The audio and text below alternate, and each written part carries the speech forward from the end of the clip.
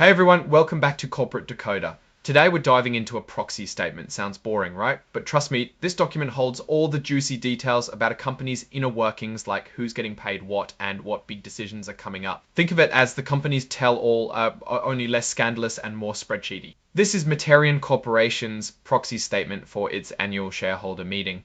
It's like a cheat sheet for investors, giving them the lowdown on what they'll be voting on and who the company recommends they vote for. The meeting is in Atlanta on May 7, 2025. Shareholders get to vote on electing directors, approving an incentive plan, and even giving a thumbs up or down to how the executives are getting paid. If you own shares of Materion as of March 12, 2025, you're eligible to vote. The company really wants you to vote too. First up is electing 9 directors. These are the people who oversee the company's strategy and performance. The board is recommending you vote for all 9 current directors to stay in their positions for another year. The nominees have varied backgrounds. There's Vinod Khilnani, the non-executive chairman who used to be the top dog at CTS Corporation.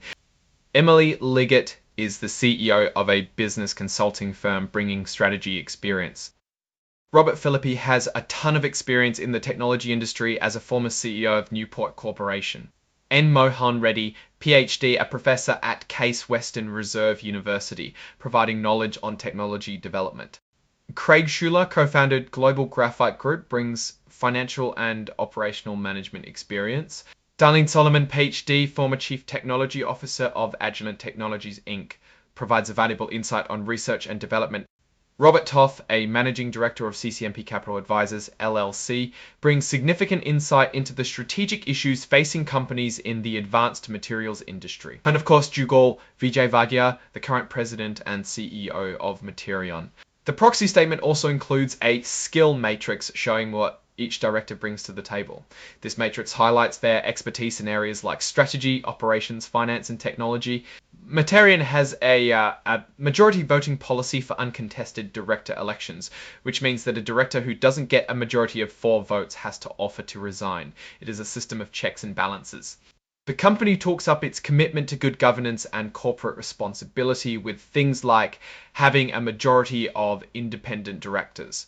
There are also stock ownership requirements for the board members. Every year, the board evaluates itself to see how it can improve. This includes each of the individual committees as well.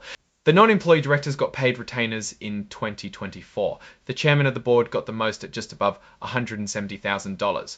Now let's peek at who owns the company. BlackRock is the biggest shareholder, owning over 3 million shares. Vanguard and Capital Research Global Investors also have large positions. The executives and directors have to report how many shares they own. CEO Jugal Vijayvaidya owns the most with nearly 250,000 shares. Next up is voting on the Materion Corporation 2025 Equity and Incentive Compensation Plan. This is basically a plan for giving stock options and other rewards to employees and directors. If approved, about 965,000 new shares would be authorized for use in the plan. The plan has some limits though. No non-employee director can get more than $850,000 in compensation in a single year. They can defer compensation into deferred stock units. The compensation committee gets to decide who gets what, but in general, anyone who works for Materion or its subsidiaries are eligible to participate, including some consultants. The plan allows for stock options, appreciation rights, restricted stock, RSUs, and even cash bonuses. There's a lot of flexibility in how the compensation committee can structure these awards. Repricing of options, which is basically lowering the price of options when the stock price goes down, is not allowed without shareholder approval. This makes sure executives don't benefit from bad performance. Awards are subject to clawback, meaning the company can take back compensation if executives engage in misconduct or if there's a financial restatement. Now let's talk about executive pay. This table shows you exactly what the top executives made in 2024. The biggest chunk of CEO Vijayvaidya's compensation comes from stock awards and stock options. A key part of executive compensation is the Management Incentive Plan, or MIPE. This ties bonuses to company performance. For 2024, the metrics were adjusted EBIT, value added sales growth, and simplified free cash flow. The better the company performs, the bigger the payout. Also, they have included the company's burn rate. Burn rate is the number of equity awards granted in a particular year divided by the weighted average number of shares.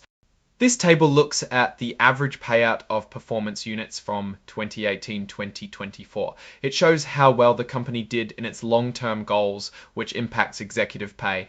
The company prohibits hedging or pledging company stock, which ensures that executives are truly invested in the long-term success of the company. The audit committee is recommending that shareholders vote to approve Ernst & Young as the company's accounting firm.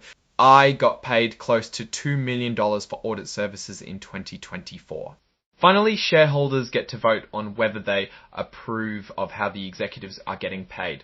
It's an advisory vote, meaning it's not binding, but the board will take it into consideration. Okay, so what's my take on Materion? They're focusing on advanced materials, which is a good place to be given the global trends of connectivity and clean energy. The company seems to be doing a good job of trying to align executive pay with performance. The company's leaders have a lot of experience and have changed the compensation program to further align with shareholder interests, like mandatory stock ownership. I appreciate that they make transparent that they do not give single trigger compensation changes for change of control. However, it was not a great year. I see that they had multiple special items and adjustments that were used when determining the financial information for incentive compensation. I would be curious as to why so much of the executives' compensation is based upon these adjusted numbers. It has been shown that those adjustments are usually based on the executive's judgment, not necessarily how the company performs. Overall, there is a lot of good here, but the question is, what are the best incentives for the leadership and are they aligned with your values? Thanks for watching. If you found this breakdown helpful, please hit that like button and subscribe for more corporate deep dives. And let me know in the comments what company you want me to decode next.